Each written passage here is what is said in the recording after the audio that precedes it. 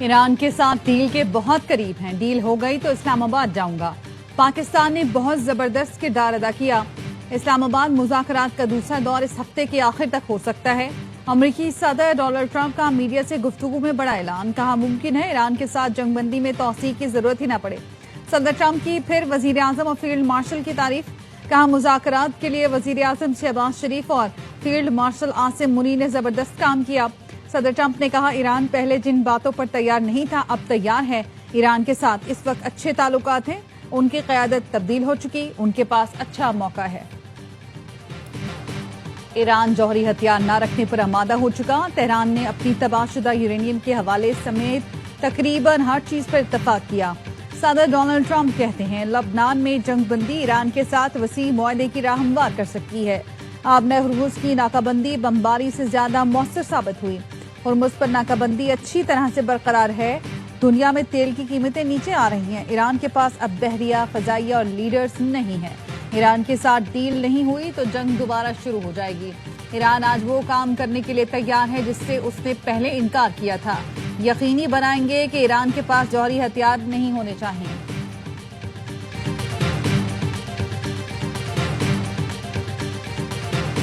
خطے میں پائیدار امن کا مشن، ایرانی صدر مسعود پزشکیان اور فیلڈ مارشل سید عاصم منیر کی تہران میں ملاقات۔ وفاقی وزیر داخلہ محسن نقوی اور ایرانی وزیر خارجہ عباس عراقچی بھی موجود۔ ایرانی حکومت نے ٹویٹر اکاؤنٹ پر ایرانی صدر اور فیلڈ مارشل عاصم منیر میں ملاقات کی تصاویر جاری کر دی۔ سعودی عرب اور قطر کے بعد وزیر اعظم شہباز شریف دورہ ترکیہ پر انطالیہ پہنچ گئے۔ ایئرپورٹ پر گورنر ہلوسی شاہین نے استقبال کیا۔ وزیر اعظم کل 5ویں انطالیہ ڈپلومیسی فورم میں شرکت کریں گے۔ وزیر اعظم کی صدر طیب اردوان اور دیگر عالمی رہنماؤں سے ملاقاتیں متوقع۔ نائب وزیر اعظم اسحاق ڈار، وزیر اطلاعات عطا طارر، طارق فاطمی اور دیگر بھی ہمراہ ہیں۔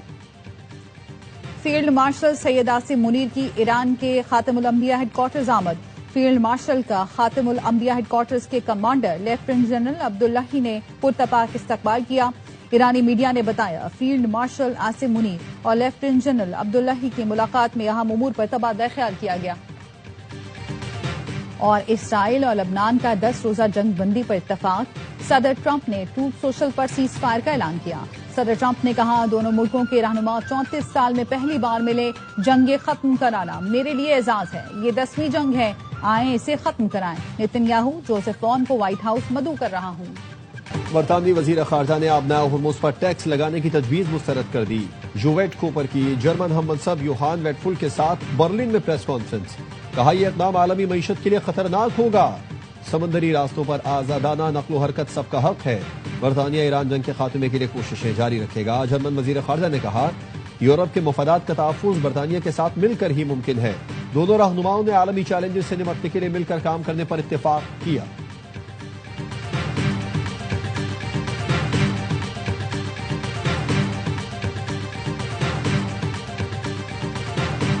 The ceasefire is intact, gives us all hope and confidence that a real chance to diplomacy is being given. We bring everyone together, it's properly syndicated, there are a number of stakeholders here, and I think that's where these efforts are underway, that by the time we do get to a second round.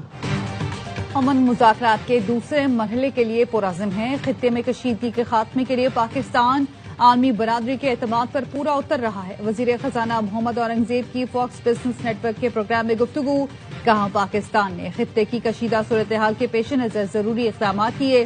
حکومت کی اولین ترجیح supply chain کا تسلسل برقرار رکھنا ہے۔ وزیر خزانہ کی اقوام متحدہ کے سیکرٹری جنرل سے ملاقات، انٹونیو گوتریس نے امن و استحکام کے لیے پاکستان کے کردار کی تعریف کی۔ واشنگٹن میں سٹی میکرو فورم سے خطاب میں محمد اورنگزیب نے کہا مشرق وسطی کا بحران حالیہ تاریخ کے بڑے سپلائی شاکس میں سے ایک ہے۔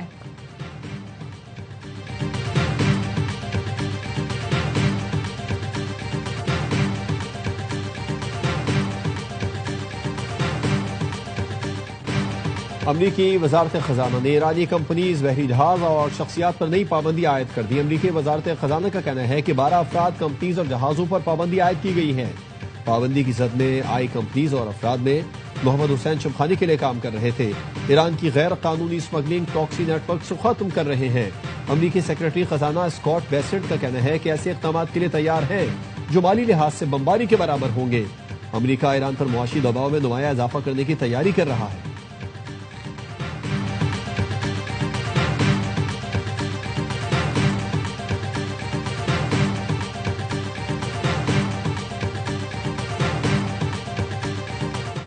لبنان اور اسرائیل میں 10 روزہ جنگ بندی پر اتفاق۔ صدر ٹرمپ نے سوشل میڈیا پوسٹ میں لکھا، دونوں ممالک 34 سالوں میں پہلی بار واشنگٹن میں مارکو روبیو سے ملے۔ 9 جنگوں کو حل کرانا میرے لیے اعزاز ہے اور یہ 10ویں جنگ ہے، آئیں اسے ختم کرائیں۔ لبنانی صدر جوزف اون نے کہا کہ اسرائیل کے ساتھ جنگ بندی دونوں ملکوں کے درمیان براہ راست مذاکرات کا راستہ کھولے گی۔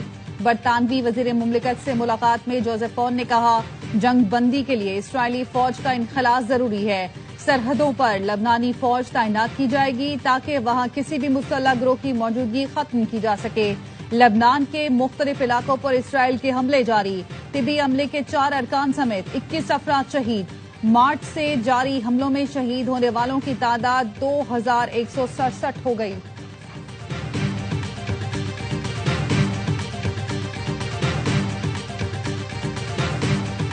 پاکستان کی قیادت کوشش کر رہے ہیں کہ نہ صرف یہ سیز فائر جاری رہے، یہ جنگ بند ہو جائے، امن قائم کیا جائے تاکہ ہم سب اس معاشی بحران سے نکلیں، پوری دنیا کے عوام کے لیے جو مشکلات ہیں وہ کم ہوں۔ جنگ کا خاتمہ ناگزیر ہے تاکہ معاشی بحران سے باہر نکل سکے۔ چیئرمین پی پی بلاول بھٹو کہتے ہیں، ایران جنگ کے معاشی اثرات کا بوجھ مہنگائی کی صورت میں عوام اٹھا رہے ہیں۔ پاکستانی قیادت کی کوشش ہے جنگ بندی کے ساتھ جنگ کا مکمل خاتمہ ہو۔ CNN کو انٹرویو میں بلاول بھٹو زرداری نے کہا، پاکستان کے خلیجی ملکوں سے مضبوط تعلقات ہیں، کچھ ادائیگیاں کمرشل بنیادوں پر تھیں جس کے لیے پاکستان تیار ہے۔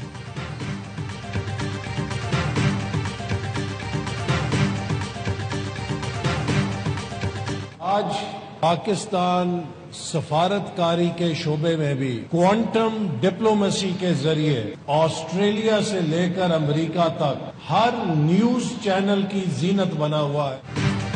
آسٹریلیا سے امریکہ تک ہر زبان پر پاکستان کا چرچا ہے۔ وفاقی وزیر احسن اقبال کہتے ہیں، پاکستان میں جو تبدیلی نظر آئی ہے وہ مارکہ حق سے شروع ہوئی جب پاکستان نے اپنے حریف کو عبرتناک شکست دی۔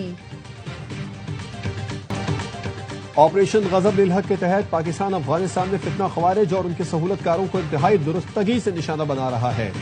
امریکی جریدے واشنگٹن ٹائمز نے لکھا، فیلڈ مارشل عاصم منیر کی زیر کمان پاک فوج اپنی پیشہ ورانہ صلاحیتوں سے سفارتکاری اور گورننس کے لیے سازگار ماحول فراہم کر رہی ہے۔